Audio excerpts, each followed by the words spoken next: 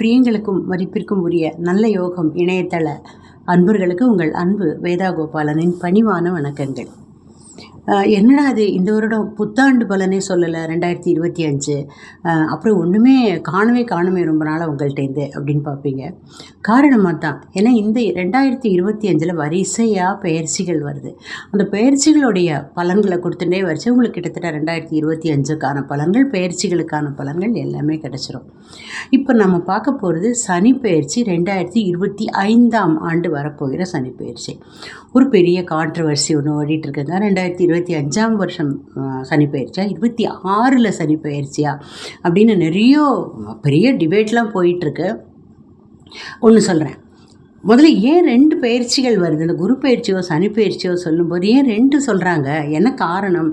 நிறைய பேருக்கு, நிறைய ஜோதிடர்களுக்கே மன்னிக்கணும், நிறைய ஜோதிடர்களுக்கே இதுக்கான சரியான விடை தெரியாது. என்ன சொல்லிடுவாங்க, திருக்கணித பஞ்சாங்கப்படி இல்லை வாக்கிய பஞ்சாங்கப்படி அப்படின்னு சொல்லுவாங்க. சரி, ஏன் அந்த வித்தியாசம் வருது? 2 பஞ்சாங்கம்னா 2 சேமாக தானே இங்கே இருக்கணும். அமாவாசை ஒரே நாளில் வருது, திங்கக்கிழமை ஒரே நாளில் வருது, பௌர்ணமி ஒரே நாளில் வருது, அஷ்டமி ஒரே நாளில் வருது தானே 2 பஞ்சாங்கத்துலேயும் போடுறாங்க. ஆனால் இந்த பயிற்சிகள் மட்டும் ஏன் வேறு வேறு நாட்களில் வருதாக பஞ்சாங்கங்கள் சொல்கின்றன அப்படின்னு ஒரு பெரிய குழப்பம் இருக்கு இல்லையா? அதுக்கு தீர்வு சொல்கிறதுக்கு தான் முக்கியமாக நான் அந்த விடையை சொல்லிவிட்டு நம்ம பயிற்சிகளுக்கு போகலாம் அப்படின்னு நினைக்கிறேன். என்ன விஷயம்னா, வாக்கிய பஞ்சாங்கம் அப்படிங்கிறது ஒரு PDF பிரிண்ட் மாதிரி நினச்சிக்கோங்க, சரியா? இந்த திருக்கணித பஞ்சாங்கம் அப்படிங்கிறது ஒரு வேர்ட் ஃபைல் மாதிரி.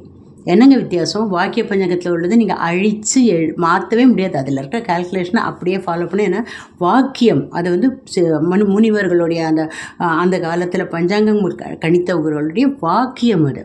சரி, என் திருக்கணிதம் யாரோ ஒருத்தர் சொன்னாங்க, திருத்தி எழுதப்பட்ட கணிதம் திருக்கணிதம்னு. மேபி அவங்க சொன்னதும் கரெக்டாக இருக்கலாம், ஏன்னா உண்மைதான், திருத்தி எழுதப்பட்டு தான். பட் ஒய், எதனால் அப்படின்னா ரொம்ப சிம்பிளுங்க. இப்போ வந்து நம்ம எல்லாருமே சின்ன வயசில் நம்ம படிச்சிருக்கோம், ஜாகிரஃபி படிச்சிருக்கோம். ஜாகிரஃபியில் என்ன படிச்சிருக்கோம்னாக்கா, உலகம் நம்ம நம்மளுடைய ஆக்சிஸ் இருக்குது பார்த்தீங்களா, நம்மளுடைய பூமி வந்து நேராக பூமி பந்து இல்லை, அது கொஞ்சம் ஆரஞ்சு மாதிரி தட்டையாக இருக்குது, கொஞ்சம் சாஞ்சிருக்குன்னு, ஒரு சில டிகிரிஸு சாஞ்சிருக்குன்னு நம்ம நிறைய காலங்காலமாக படிச்சுட்டு வரோம். அந்த பூமியோடைய ஆக்சிஸ் மைய அச்சு வந்து நேராக இல்லாமல் கொஞ்சம் சாஞ்சிருக்கு. இது வரைக்கும் நம்ம எல்லாருக்குமே தெரியும், சிறுவர்களுக்கு கூட தெரியும். இப்போது பூமி சுழன்று கொண்டிருக்கிறது, இதுவும் நமக்கெல்லாம் தெரியும். இந்த பூமியின் சுழற்சி காரணமாக இப்போ ஒரு பம்பரத்தை நினச்சிக்கோங்க. பம்பரத்தை வந்து முதல்ல விடும் பொழுது குழந்தைங்க வந்து நேராக விடுவாங்க. அப்போ வந்து அதோடைய மைய அச்சு நேராக இருக்கும். இந்த பம்பரம் சுத்த சுத்த சுத்த என்னாகும், அந்த மைய அச்சு சாஞ்சிக்கிட்டே வரும். இப்போ இது போல் சாயும் பொழுது என்னாகும், இந்த நம்ம நேராக 0 டிகிரி நம்ம நினைக்கிறதெல்லாம் 5 டிகிரியாகவும் 10 டிகிரியாகவும் மாறும். இந்த பூமியுடைய மைய அச்சு இது போல் சாய்ந்து கொண்டே வரும் பொழுது ஒரு நிமிஷம் நினச்சி பாருங்கள், இந்த நமக்கெல்லாம் ஜாதகம் கணிக்கும் போதோ, அந்த பயிற்சிகள் பற்றி பார்க்கும்போதோ, கிரக நிலைமைகளை பார்க்கும்போதோ என்ன பார்க்குறோன்னா, பூமியிலிருந்து அந்த கிரகத்துக்கு உள்ள கோணத்தை வச்சு தான் பார்க்குறோம், ரைட்டா? இப்போ இந்த சாய்வாக நம்மளுடைய பூமி சாய சாய சாய அப்போ கிரகத்துக்கும் நமக்கும் உள்ள கோணமும் மாறும் இல்லையா? ஒரே ஒரு நிமிஷம் நினச்சி பாருங்கள், நேராக இருக்கிற கோணம் வந்து கொஞ்சம் கொஞ்சமாக சாஞ்சிட்டே வருது. அப்போது என்னாகும், மீனமெல்லாம் மேஷமாகும், மேஷமெல்லாம் ரிஷபமாகும், ரிஷபமெல்லாம் மிதனமாகும், or the other way around, இப்படி சாஞ்சிட்டு வந்தேன்னா இந்த மாதிரி. இப்போது இதனால் என்ன ஆகுதுன்னா, பயிற்சிகளும் இதே காரணத்தினால்தான் வேறு வேறு விதமாக பார்க்கப்படுறது. இதுதான் இவ்வளோதான் சிம்பிள். இந்த காரணத்தை புரிஞ்சிட்டிங்கனாக்கா உங்களுக்கும் புரிஞ்சிடும். அப்போது வருடம் பயிற்சிகள் மாறுறதுன்னா இதோடைய திருக்கணிதத்தோட அக்கௌண்ட்ஸ் வந்து நம்ம துல்லியமாக இருக்கும். ஏன்னா சாய்கோணத்தில் பார்க்குறோம். சரிங்க, அப்போ வாக்கிய பஞ்சாங்கம் வேஸ்ட்டாக தூக்கி போட்டுருவா, வாக்கிய பஞ்சாங்கப்படி பயிற்சிகள்லாம் போட்டிருக்காங்களே, இந்த இதெல்லாம் போட்டிருக்காங்களே, எல்லாம் நிறைய லக்னமே மாறும். வாக்கிய பஞ்சாங்கப்படி ஜாதகம் கணிக்கிறதுக்கும் திருக்கணித பஞ்சாங்கப்படி ஜாதகம் கணிக்கிறதுக்கும் கிரக நிலைமைகள்லாம் மாறும், பலன்கள்லாம் மாறும். நிறைய பேர் கேட்பாங்க, என்னங்க அந்த ஜாதகத்தில் அப்படி இருக்கே, அப்படியே மாறும், செவ்வாய் தோஷமே மாறிடும் இப்போ அந்த பஞ்சாங்கத்துக்கும் இந்த பஞ்சாங்கத்துக்கும் சில ரேர்லி இன் ரேர் கேசஸ். அப்போது என்ன தான் செய்கிறது அப்படின்னு கேட்டிங்கனாக்கா, இந்த மாதிரியான பயிற்சிகளுக்கு நீங்கள் கண்டிப்பாக திருக்கணிதத்தை ஃபாலோ பண்ணுறது நல்லது. எனக்கு தெரிஞ்ச ஒருத்தர் என்ன பண்ணார், அவரும் ஜோதிடர் தான். அவர் என்ன சொன்னார்னா, ஒரு டிபேட்டும் போது கண்டிப்பாக வாக்கிய பஞ்சாங்கம் தான் கரெக்டு, திருக்கணிதம் தப்பு, அதுபடி பெயர்ச்சிலாம் ரொம்பவே ஃபாலோ பண்ணாதீங்க, 2026 தான் சனி பெயர்ச்சி அப்படின்னு அடித்து பேசியவர், அவர் திருக்கணித பஞ்சாங்கம் படி பலன்களை இப்போ வீடியோ கொடுத்துருக்காரு, ரிலீஸ் பண்ணியிருக்காரு, சக்கப்போடு போட்டுட்ருக்காரு. ஆனால் என்ன ஒன்றுனாக்கா, அப்போ ஏன் அன்றைக்கி அப்படி சொன்னார், இப்படி சொன்னார்னா, ரெண்டுமே நான் என்ன கேட்டால் அவருடைய அபிப்பிராயப்படி கரெக்டு தான், அவர் நினச்சதும் கரெக்டு தான் எனக்கு என்னமோ தோன்றது. ஏன்னாக்கா அப்புறம் ரியலைஸ் பண்ணியிருப்பார், ஆமாம் இந்த லாஜிக் வந்து எல்லாருக்குமே வாக்கிய பஞ்சாங்கம் வேறு மாதிரி இருக்குது, திருக்கணித பஞ்சாங்கம் வேறு மாதிரி இருக்குன்ற விஷயமெல்லாம் தெரிஞ்சாலும் கூட ஏன் இந்த பஞ்சாங்கம் ரெண்டும் மாறுறது அப்படிங்கிற லாஜிக் வந்து எனக்கு வந்து ஒரு விஞ்ஞானி ஜோதிடர் ரெண்டும் கலந்த ஒருத்தர், அதாவது விஞ்ஞானியாக இருக்கிற ஜோதிடர் ஒருத்தர் எனக்கு விவரித்த விஷயங்கள் இது. நீங்கள் எங்கே வேணால் ரெஃபர் பண்ணி பாருங்கள், எதுக்கு விட எங்கே கிடைக்குமான்னு எனக்கு தெரியலை. ஆனால் அவர் வந்து அவர் ஒரு PhD ரெண்டுலேயும், அதனால தான் அவரால் அதுக்கு பதில் சொல்ல முடிஞ்சுது. ஸோ இனிமேல் அந்த ஆங்கிளில் யோசித்து பார்த்தீங்கன்னா பெயர்ச்சி அப்படிங்கிறது என்ன அப்படின்னு நமக்கு இப்போ ஒரு ஐடியா கிடச்சிடும். ஓகே, இப்போது 2025 தான் சனி பெயர்ச்சின்னு நான் இப்போ உறுதியாக சொல்லிட்டேன். இல்லைங்க 26, அப்போது ஒன்று பண்ணுங்கள், 25க்கான பலன்களையும் பாருங்கள், 26க்கான பலன்களையும் பாருங்கள், உங்களுக்கு எது சரி வருதோ, உங்களுக்கு எது ஒத்து வருதோ அதை ஃபாலோ பண்ணுங்கள். ஆனால் என்ன ஒன்று தெரியுமா, இதில் 50% சரியாக இருக்கும், அதில் 50% சரியாக இருக்கும்.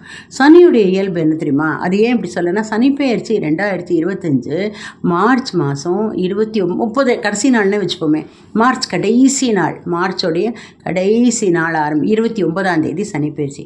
ஆனால் திருநள்ளாறில் பார்த்தீங்கன்னாக்கா 26ஆம் வருஷம்தான் சனி பெயர்ச்சிக்கான பூஜை புனஸ்காரம்லாம் நடக்கும், அதுக்கான அபிஷேகம் அர்ச்சனைலாம் நடக்கும்.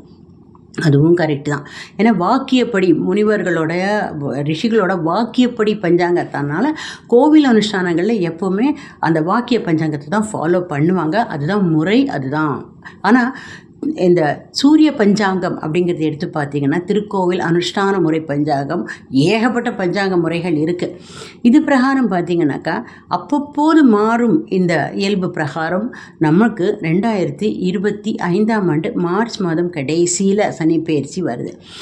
சனியுடைய இயல்பு உங்கள் எல்லாருக்குமே தெரியும், 2.5 வருஷம் ஒரு கட்டத்தில் இருப்பார், 30 வருஷம் ஒரு முழு சுழற்சிக்கு, அதே கட்டத்துக்கு திரும்ப வரத்துக்கு 27 வருஷம் ஆகும், 30 வருஷம் அந்த ஒரு சுழற்சி ஒரு இடத்துக்கு வரத்துக்கு ஆகும். இது எல்லாமே உங்களுக்கு தெரியும்.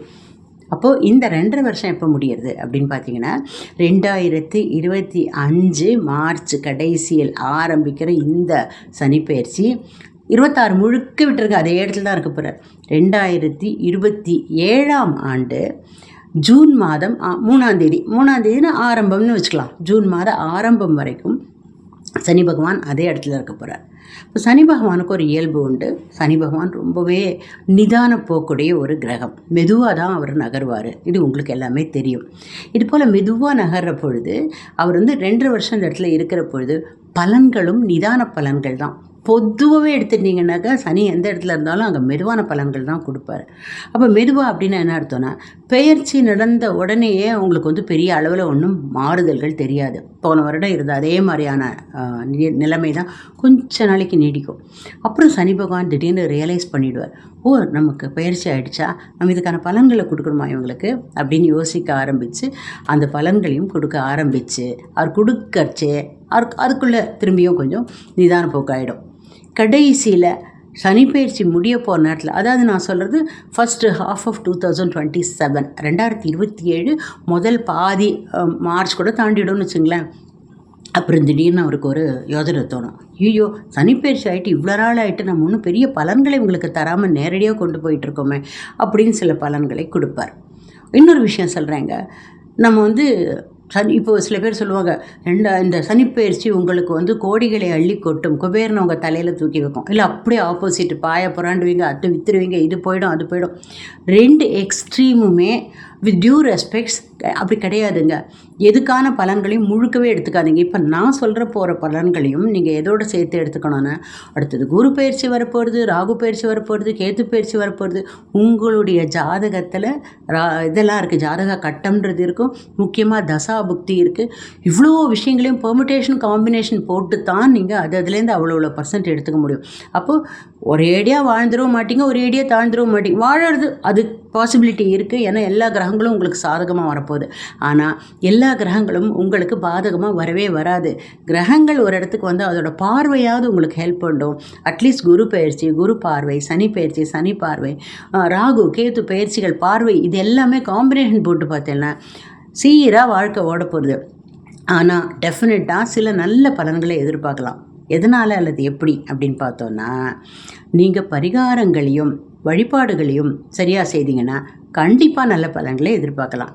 எந்த கிரகமுமே வழிபட்டு வணங்கி நின்றோம்னா அவர்களுடைய அநேகமாக கெடுபலன்கள் குறையும், நற்பலன்கள் அதிகமாகுதுன்றது வேறு விஷயம். கெடுபலன்கள் குறையும் அல்லது அதுக்கான பாதிப்புகள் உங்களுக்கு இல்லாமல் இருக்கும். உங்களை எதுவுமே பாதிக்காமல் அல்லது பாதிப்புகள் மிக குறைவாக போகிறதுக்கான வழிமுறைகள் நிறையா இருக்குது. எப்போவுமே நான் சொல்கிறது, பித்திருக்களையும் குலதெய்வத்தையும் விடாமல் வழிபடுங்க, கிரகங்களையும் வழிபடுங்க. தெய்வங்கள் உங்களோட குலதெய்வம், அதாவது கிரகங்கள்னால் கிரகங்களின் அதிதேவதைகள், பிரத்யதி தேவதைகள்னு சாமியெலாம் இருக்குது பார்த்தீங்களா. முதல்ல கோவிலுக்கு போய் சாமி கும்பிட்டு நவகிரகங்களையும் கும்பிட்டிங்கன்னா உங்களுக்கு எந்த பிரச்சனை வந்துட போகிறது? எதுவுமே வராது. அப்படி பார்க்க போனால் இந்த 2025 நிகழவிருக்கும் சனிப்பெயர்ச்சி உங்கள் ராசிக்கு ரொம்ப ரொம்ப நல்லபடியாக தான் இருக்க போகுது. இப்போது உங்களுடைய ராசிக்கு என்ன பலன்கள்னு பார்க்கலாமா? மகர ராசி. மகர ராசிக்கு பெரியதொரு நற்செய்தி உண்டு. உங்களுக்கு எல்லாருமே சொல்லியிருப்பாங்க, உங்களுக்கே தெரியும் பர்சனலி, ஒரு கிரேட் ரிலீஃப். எவ்வளோ 7.5 வருஷங்களாக இருந்துக்கிட்டு இருந்த ஒரு பெரிய விஷயத்துலேருந்து பெரிய அளவில் ரிலீஃப் ஆக போகிறீங்க. முதல்ல வந்து கொஞ்சம் சுமாராக இருந்திருக்கும், அப்புறம் கொஞ்சம் தீவிரமாக இருந்திருக்கும், அப்புறம் கொஞ்சம் குறையாமல் இருந்திருக்கும், கடைசியில் ஒரு பாடாப்படுத்தியிருக்கும். இத்தனைலேருந்து வெளியே வந்துட்டீங்க. ஆனால் பெரிய பாதிப்பு இருந்திருக்காது. ஏன்னா மகரம் வந்து சனி பகவானுடைய ராசிங்கிறதுனால சனி வந்து உங்கள் நல்ல தகப்பனை மாதிரி உங்களை விட்டுருப்பார். ஏன்னா ராசிநாதனும் லக்னாதிபதியும் ஒரு நல்ல தகப்பன் போல். அவங்க வந்து உங்களுக்கு பெரிய அளவில் பழி வாங்கியிருக்க மாட்டாங்க, நீங்கள் கெட்டு போனோன்னெலாம் அவர் நினச்சிருக்க மாட்டார். ஆனாலும் சனி பகவான் தான். 7.5 சனி தான். அதுக்குரிய பாதிப்புகள், நஷ்டங்கள், கஷ்டங்கள், இழப்புகள் எல்லாமும் தான் இருந்திருக்கும். மன வருத்தங்கள் இருந்திருக்கும். செய்யாத தப்புக்கெல்லாம் தண்டனை வாங்கியிருப்பீங்க. பெரிய அளவில் இருந்திருக்காதுன்னாலும் அப்புறம் ரியலைஸ் பண்ணுவாங்க, சாரிப்பா நீ பண்ணதான் நினச்சிட்டேன்பா அப்படின்வாங்க. பட் என்ன பிரயோஜனம், நம்மளை தப்பாக நினச்சிட்டாங்களே அப்படின்ற மாதிரி இருந்திருக்கும். ஃபேமிலிலையும் ரொம்ப கஷ்டங்கள்லாம் இருந்திருக்கும். Okay fine. போன சனிப்பெயர்ச்சி எப்படி இருந்தது, இந்த சனிப்பெயர்ச்சி எப்படி இருக்குன்னு பார்ப்போம். போன சனிப்பெயர்ச்சியின்படி உங்களுடைய 2ஆம் வீட்டில் சனி பகவான் இருந்தார் இல்லையா. 2ஆம் வீடுங்கிறது முக்கியமாக வாக்குஸ்தானம். சல்லுன்னு விழுந்திருப்பீங்க. கண்ணா பின்னான் வார்த்தைகளை விட்டு, வார்த்தைகள்னால கஷ்டங்களை அனுபவிச்சிருப்பீங்க. உங்களுடைய ஃபேமிலியில் எஸ்பெஷலி வெளியிலும் தான், வீட்லேயும் வெளியிலையும் பயன்படுத்தக்கூடாத வார்த்தைகள்னால மற்றவங்களை சாடி அவங்களுக்கு மன வருத்தம் ஏற்படுத்தி, ஆனால் நிச்சயமாக ஒன்று நிச்சயங்க, நீங்கள் ஃபீல் பண்ணியிருப்பீங்க, ஐயோ நான் சொல்லியிருக்க வேண்டாமே, நான் இதை பண்ணியிருக்க வேண்டாமே, ஃபேமிலியில் நான் இன்னும் அனுசரித்து போயிருக்கலாமே, நான் அவங்கள கோச்சிக்காமல் இருந்திருக்கலாமே, இவங்களை திட்டாமல் இருந்திருக்கலாமே, இவங்கள பனிஷ் பண்ணாமல் இருந்திருக்கலாமே அப்படின்னு யோசித்து, ஓகே ஃபைன் யோசிச்சிட்டிங்க. 2வது புத்தி கற்பிப்பவர் தான் நம்மளுக்கு வந்து இதை பண்ணாத அப்படின்னு சொல்லி, இனிமேல் லைஃப்பில் நான் பண்ணவே மாட்டேன் அப்படின்னு நினைக்க வைக்கிறவர் தான் சனி பகவான். அதை பண்ணிட்டார் உங்களுக்கு. அடுத்தது பேங்க் பேலன்ஸ், அது கொஞ்சம் குறைஞ்சிருக்கும். நிறைய தேவையில்லாத வீண் செலவுகள், ஆடம்பர செலவுகள் வந்திருக்கலாம், விரயங்கள் வந்திருக்கலாம், வீண் செலவுகள் வந்திருக்கலாம். அது எல்லாமே உங்களை கொஞ்சம் கஷ்டப்படுத்தியிருக்கும் கடந்த சில நாட்களில், கடந்த சில வருடங்கள், 2.5 வருடங்களாக நிறைய பிரச்சனைகள். அடுத்து சனி பகவான் எங்கே பார்த்தாருன்னா உங்களுடைய 4ஆம் வீட்டை பார்த்துட்டு இருந்தார். 4ஆம் வீடு உங்களுடைய அம்மாவுக்கும் உங்களுக்கும், அம்மாவுக்கு ரொம்ப பிரச்சனைகள் வந்திருக்கும் இல்லையா. அவங்க ஹாஸ்பிட்டலைஸ் ஆகிருக்கலாம், அவங்களுக்கு மெடிக்கல் கேர் கொடுக்க வேண்டி வந்திருக்கலாம், அவங்களுக்கு பண்ண வேண்டிய மெடிக்கல் கேர்னால 2 விஷயம் நடந்திருக்கலாம். ஒன்று உங்களுக்கு செலவுகள், 2வது மனவேதனை, இந்த 3வதும் ஒரு விஷயம் நடந்திருக்கும், உங்களுக்கு தேவையில்லாத சாடல்கள். நீங்கள் மட்டும்தானா, நீங்கள் எதுக்காக செய்தீங்க அவங்களுக்காக அப்படின்னு உங்களை கேள்வி கேட்க 4 பேர் இருந்திருப்பாங்க. ஃப்ரெண்ட்ஸ் கூட கேட்டிருப்பாங்க, ஏன்டா அவங்க அம்மா அப்பாவுக்கு இவ்வளோ செலவு பண்ணுற, அதை மாதிரிலாம் ரொம்ப நல்ல நண்பர்கள் நல்லது நினச்சி கூட கேட்டிருப்பாங்களா இருக்கும், இவ்வளோ செலவு பண்ணாத, நாட் ஒர்த் இட், அதுக்கு பிரயோஜனம் இருக்காது. அதனால் ஒரு மனவேதனையோடு செலவழித்தது இருக்கலாம், அல்லது அவங்களுக்கு கஷ்டங்கள் வந்து அதை நீங்கள் நிவர்த்தி பண்ண வேண்டி வந்திருக்கலாம், அவங்களோட கஷ்டங்களை சரி பண்ணுறதுக்கு நீங்கள் உதவ வேண்டி வந்திருக்கலாம். எப்படியானாலும் உங்களுக்கு வந்து கொஞ்சம் கஷ்டமான அம்மா ஸ்தானம் தான். அல்லது அம்மாவுடைய நியாயமான கண்டிப்புகளோ நியாயமான கோரிக்கைகளோ உங்களுக்கு கோபத்தை வர வச்சுக்கலாம். சண்டை, அம்மாவுக்கும் உங்களுக்கும் சண்டை நடந்திருக்கலாம். அப்புறம் வந்து நீங்கள் ஸ்டூடெண்ட்டாக இருந்துருந்தீங்கன்னா ரொம்ப கஷ்டப்பட்டிருப்பீங்க. காலேஜ் ஸ்டூடெண்ட் தான் அரியர் கூட வச்சுருப்பீங்களா இருக்கும். எல்லாத்துலேருந்து வெளில வந்தாச்சுங்க, கவலைப்படாதீங்க. அப்புறம் நீங்கள் நினச்ச காலேஜில் சீட் கிடைக்காம போயிருக்கும், ஸ்கூலில் சீட் கிடைக்காம போயிருக்கலாம். எக்ஸாமுக்கு நீங்கள் என்ன படித்தாலும் கொஞ்சம் தான் மார்க் வந்தது. என்ன படித்தாலும் இல்லை, முயற்சி கம்மியாக பண்ணியிருப்பீங்க, அதனால தான் மார்க் கம்மியாக வந்து. எப்போவுமே சனி பகவான் முயற்சி செய்கிறவங்களுக்கு முயற்சிக்கு ஏற்ற பலனை கொடுத்துருவார். ஆனால் ஆஃபீஸ்லேயோ, வீட்லேயோ, பள்ளிக்கூடத்துலேயோ, காலேஜ்லேயோ உங்களை தகுந்த அளவு முயற்சியே செய்ய விடாமல் பண்ணியிருப்பார் அவர். ஆனால் அவர் என்ன பார்ப்பார்னா, உங்ககிட்ட விட்டுருப்பார், நீ எவ்வளோ முயற்சி பண்ணி அவ்வளோ பலன் கொடுக்குறேன் பார்க்கலாம் கமான் அப்படின்னு. நீங்கள் ஒன்று தூக்கி போட்டுட்டு ஒரு சோம்பல் அது எடுத்து அந்த சோம்பலை போத்தின்னு இருப்பீங்க. உங்களுக்கு அதுதான் எப்போ பார்த்தாலும் கொஞ்சம் தூங்கலாமா, கொஞ்சம் வீடியோ கேம் விளையாடலாமா, கொஞ்சம் ஜாலியாக இருக்கலாமா, பொழுதுபோக்கலாமா, இப்படியே மனசு போயிருக்கும். ஸோ ஃபைன், இது எல்லாத்துலேருந்தும் கொஞ்சம் கொஞ்சமாக வெளியே வந்தாச்சு. அடுத்தது 8ஆம் வீட்டுக்கு சனி பார்வை இருந்தது முன்னாடி. ஆரோக்கியத்தில் ரொம்பவே கஷ்டப்பட்டிருப்பீங்க. ஆரோக்கியம் சம்மந்தமான டென்ஷன்ஸ் இருந்திருக்கும், ஹாஸ்பிட்டலைசேஷன், சில பேருக்கு சர்ஜரி கூட நடந்திருக்கலாம், சில பேருக்கு வந்து காலில் அடிபட்டிருக்கும், ஆக்சிடெண்ட் நிச்சயமாக மீட் பண்ணியிருப்பீங்க நீங்கள் டெஃபினட்டாக. ஏன்னா 7.5 சனி ஒரு பக்கம் இருந்து 8ஆம் இடத்துக்கு சனி பார்வைன்னா ஆக்சிடெண்ட்ஸ் இருந்திருக்கும்.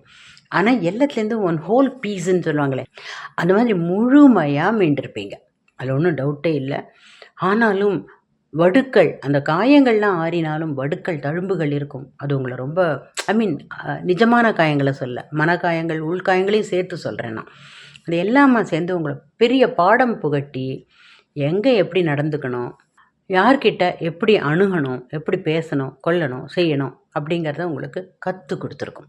அடுத்ததாக போன சனிப்பெயர்ச்சியும் போது 11ஆம் வீட்டுக்கு சனி பார்வை இருந்தது. வர்றதுக்கும் போகிறதுக்கும் சரியாக இருந்திருக்கும். காசு வரத்தான் வரும், ஆனால் அப்படியே ஓடிண்டே இருக்கும். வர வேண்டிய லாபங்களோ, நன்மைகளோ, சம்பளமோ, போனஸோ, இல்லை உங்களோட இன்வெஸ்ட்மெண்ட்டுக்கான பலன்களோ எல்லாமே டிலே ஆகிருக்கும். எல்லாமே தாமதமாக கிடச்சிருக்கும், இல்லை இது வரைக்கும் கிடைக்காம இருக்கும். இனிமேல் கிடைக்க போகிறதுங்க எல்லாமே. அதனால் எந்தெந்த நன்மைகள்லாம் இத்தனை காலமாக தடைப்பட்டுதோ எல்லாமே இனிமேல் ஓப்பன் ஆகிக்கும். பெரிய அளவில் வெளியில் வந்துட்டீங்க நீங்கள் அதுலேருந்து. இப்போ சனி உங்களுடைய 3ஆம் வீட்டுக்கு போகிறார். இந்த 3ஆம் வீடுங்கிறது சனி பகவானுக்கு ஒரு ஃபேவரேட் சிம்மாசனங்க, மறைவிடம். மறைவிடத்துக்கு சனி போனால் சரி கொஞ்ச நாளைக்கு நான் உன்னை பார்க்கவே இல்லை, நான் உன்னை கண்டுக்கவே இல்லை, நீ இஷ்டத்துக்கு சந்தோஷமாக இரு. நியாயமாக ஒழுங்காக இருக்கிறவங்களுக்கு சனி நல்லவர், 12 ராசிக்காரங்கள்லையும். அதனால் நான் உன்னை இனிமேல் கண்டுக்கல, உன்னை கஷ்டப்படுத்தலை அப்படின்னு ஒரு அஷூரன்ஸ் கொடுத்தாச்சு அவர். 3ஆம் இடம்ங்கிறது குரு பகவானோட வீடு. குரு பகவானோட வீட்டுக்கு போகிற சனி பகவான் பெரிய கஷ்டங்கள் கொடுக்க மாட்டார். அதையும் விட 3ஆம் வீடு சகோதர ஸ்தானம். இது மட்டும் கொஞ்சம் கேர்ஃபுல்லாக இருந்துருங்க. சகோதரர்கள்கிட்ட கொஞ்சம் அனுசரித்து போக வேண்டி வரும். அவங்க ஒரு வேளை போர்க்கொடி உயர்த்தி வந்தாலும் நீங்கள் வெள்ளைக்கொடி காட்டிடுங்க. அவங்க ஒரு வேளை அவங்கள எனிமி மாதிரி பார்த்தாலும் நீங்கள் அவரை ஃப்ரெண்டு மாதிரி பார்த்துருங்க. உங்கள் சகோதரனோ சகோதரியோ உங்கள் கிட்ட பகை பாராட்டாமல் இருக்கிறதுக்கான முதல் முயற்சி நீங்கள் எடுங்க. நீங்கள் அவங்க மேலே எந்த பகையும் பாராட்டாமல் நான் உனக்கு ஃப்ரெண்டு அப்படின்ற மாதிரி இறங்கி போங்க. ஏன்னா சகோதரர்கள் நமக்கு வாழ்க்கை முழுக்க, சகோதரர்கள் சகோதரிகள் ஆயுள் முழுக்க நமக்கு கூட அனுசரிக்க போகிறவங்க. அது ஞாபகத்தில் வச்சுங்க. வீண் அசட்டு தைரியங்கள் எங்கேயுமே கூடாது. ஏன்னா தைரியஸ்தானம் 3ஆம் வீடு. நான் அப்படி கேள்வி கேட்டேன், இவனை எப்படி கேள்வி கேட்டேன், போய் நல்லா கேட்டு விட்டேன் அவங்கள அப்படிங்கிற அந்த இதே வேண்டாம் உங்களுக்கு. அது வந்து அவ்வளோ நன்மை தராது உங்களுக்கு. அதை மட்டும் நல்லா ஞாபகத்தில் வச்சுக்கோங்க. தேவையான இடத்துல தேவையான தைரியத்தை மைல்டாக பிரயோகிச்சுங்க. தைரியம் வேணும். அதுக்காக நீங்கள் உங்களை வந்து புழு மாதிரி நீங்கள் அனுசரித்து போங்கன்னு நான் சொல்லலை. அனுசரித்து போகும்போது கூட, அடங்கி போகும்போதும் கூட அது நியாயமான அடக்கமாக இருக்கணும் இல்லையா? தேவையில்லாதவங்கள்ட்டெல்லாம் அடங்கி போக வேண்டாம். ஆனால் எங்கே நீங்கள் கேட்கணுமோ அங்கே மென்மையாக இதமாக அவங்கள கேள்வி கேளுங்க. நீ ஏன் இப்படி பண்ணிட்ட ப்ளீஸ், அப்படி இறங்கி போய் கேட்டிங்கன்னா நடக்க வேண்டியது தானே நடக்கும். அடுத்து சனி பகவான் வந்து உங்களுடைய 5ஆம் வீட்டை பார்க்க போகிறார். குழந்தைங்களால் ஸ்லைட் டென்ஷன்ஸ் இருக்கும். குழந்தைகள்கிட்ட கொஞ்சம் நீங்கள் இறங்கி போக வேண்டியிருக்கும். அவங்கள கொஞ்சம் க்ளோஸாக வாட்ச் பண்ணுங்கள். அவங்களுக்கு என்ன பிரச்சனை அப்படின்னு பார்த்து சரி பண்ணுங்கள். ஒரு படிக்கிற குழந்தைகளாக இருந்தாலும் சரி, கல்யாணம் ஆக வேண்டிய குழந்தைகளாக இருந்தாலும் சரி, உத்தியோகத்துக்கு போகிற குழந்தைகளாலும் சரி, வேலை தேடுற குழந்தைகளானாலும் சரி, சில தடைகள் தாமதங்களை அவங்க ஃபேஸ் பண்ண வேண்டி வரும். நீ கவலைப்படாத, அப்பா இருக்கேன், அம்மா இருக்கேன், ஆனால் நான் ஹெல்ப் பண்ணி நான் கொண்டு போனேன். எப்போயும் இத்தனை நாளாக தான் செய்துட்ருக்கீங்க. அவங்களுடைய பிரச்சனையை புரிஞ்சுட்டு அவங்களுடைய டிலேஸை வந்து கொஞ்சம் நீங்கள் ஓவர் கம் பண்ண பாருங்கள். கல்யாணங்கிறது குழந்தைகளுக்கு கொஞ்சம் டிலே ஆகும், ஆனாலும் ஆகிடும், நல்லபடியாக கல்யாணம் ஆகிடும். அதை பற்றி ஒன்றும் கவலையோ பயமோ வேண்டாம். சனி பகவான் உங்களுடைய 9ஆம் வீட்டை பார்க்கவிருக்கிறார். அதிர்ஷ்டத்தை நம்ப வேண்டாம். 9ஆம் வீடு அதிர்ஷ்டஸ்தானம். பேரதிர்ஷ்டம்லாம் வராது, பெரும் இதெல்லாம் வராது. ஆனால் கண்டிப்பாக உழைப்பு கைவிடாது, உழைப்பு வந்து இறக்கி விடாது. அதிர்ஷ்டம் வந்து முன்ன பின்னையாக இருக்கலாம், அதிர்ஷ்டமே இல்லாமல் கூட இருக்கலாம். ஆனால் உழைப்புக்கேற்ற பலன்கள் நிச்சயமாக இருக்கும். நீங்கள் எந்த அளவு முயற்சியும் உழைப்பும் செய்கிறீங்களோ அதுக்கேற்ற நற்பலன்களை டெஃபினட்டாக எதிர்பார்க்கலாம். 12ஆம் வீட்டுக்கு சனி பார்வை இருக்குது. ரொம்ப சந்தோஷப்படுங்க. செலவு நல்லா மட்டுப்பட்டுடும். செலவுகள் வந்து அநேகமாக அப்படியே ஜாக்கிரதையாக கொண்டு போய் எல்லாத்தையுமே சேமிக்க ஆரம்பிச்சிருவீங்க. எவ்வளோக்கு எவ்வளோ செலவு பண்ணீங்க, எவ்வளோக்கு எவ்வளோ இன்கம் குறைஞ்சதோ அவ்வளோக்கு இப்போ செலவுகள் குறையும். இன்கம் அப்படியே தான் இருக்கும், ஆனால் செலவுகள் குறையும்.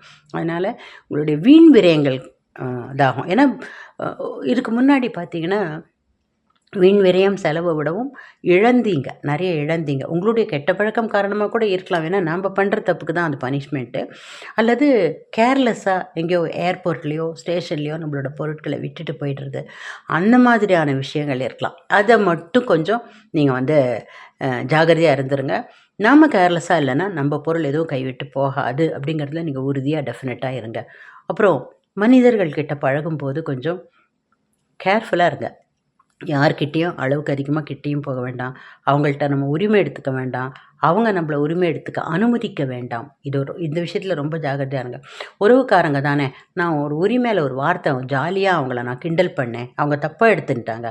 அவங்க தப்பாக எடுத்துக்க மாட்டாங்க. நீங்கள் ஜாகிரதையாக பேசலை, அவ்வளோதான். சரியா? இந்த விஷயங்கள் நம்ம ஏன்னா கடந்த 2.5 வருஷம் நடந்த மாதிரி இனிமேல் நடக்கவே போகிறதில்ல உங்கள் லைஃப்பில். இன்னொரு 30 வருஷத்துக்கு கவலை இல்லை, கவலைப்படாதீங்க. அப்புறம் பார்த்துக்கலாம் நம்ம. அதனால் நீங்கள் வந்து 30 வயசுக்கு கீழே இருக்கிறவங்கனாக்கா உங்களுக்கு கிரேட்டஸ்ட் ரிலீஃப்னே சொல்லுவேன் நான். முதல் ரவுண்டு 7.5 சனியை கடந்துட்டீங்க. ஆகவே நம்ம இருக்கிற ஜாகிரதையில் இருந்துட்டோன்னா, அதுவும் உங்கள் ராசிக்காரங்களுக்கு இந்த வாட்டி ரொம்பவே நன்னாவே இருக்குது, சூப்பராகவே இருக்குது.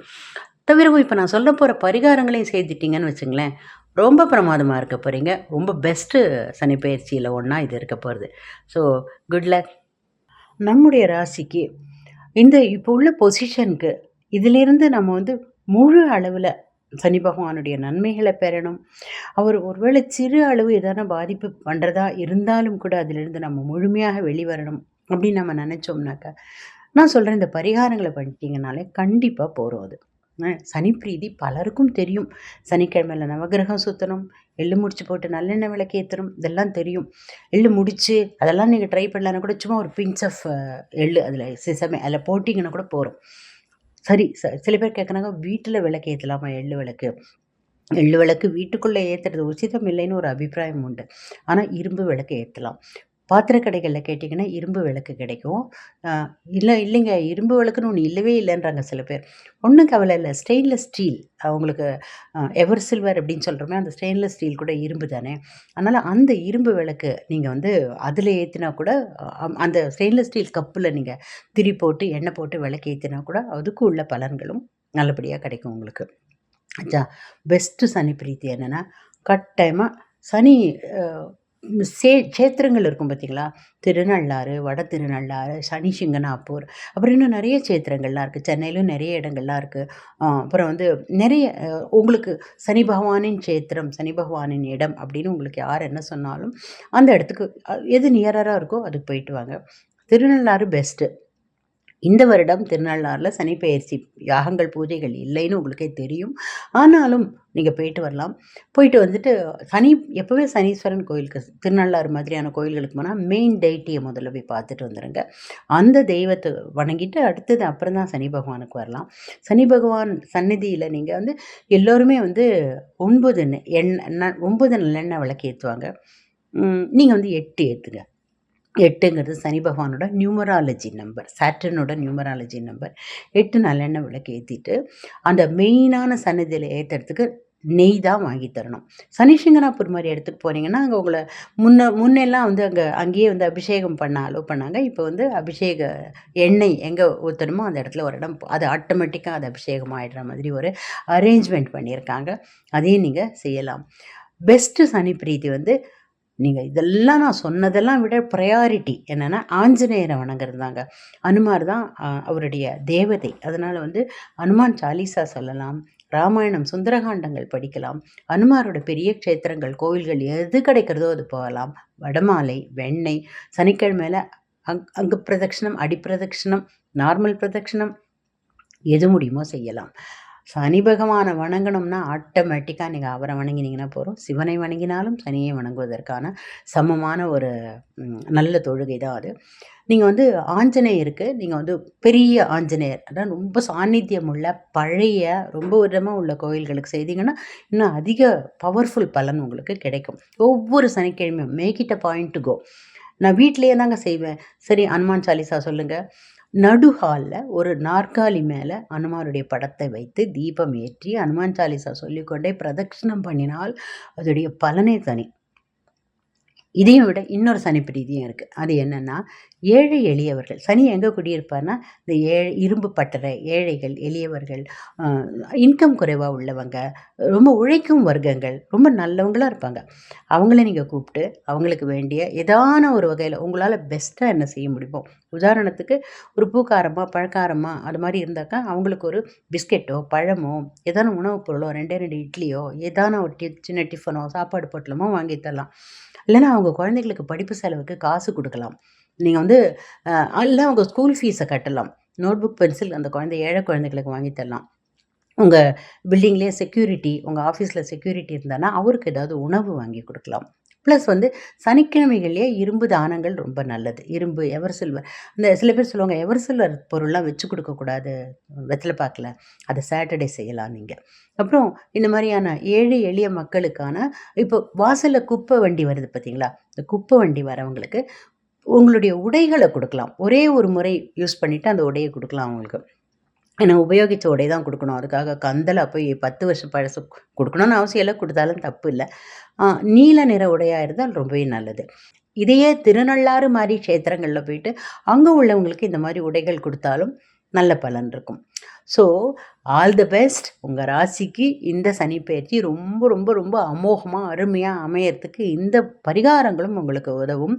Good luck, all the best. இந்த 2.5 வருஷத்தையும் ரொம்ப அமோகமாக அபரிமிதமாக எந்த விதமான கஷ்டமும் இல்லாமல் நீங்கள் கடக்கிறதுக்கு நானும் அந்த சனி பகவானையும் ஆஞ்சநேயரையும் பிரார்த்தனை பண்ணிக்கிறேன்.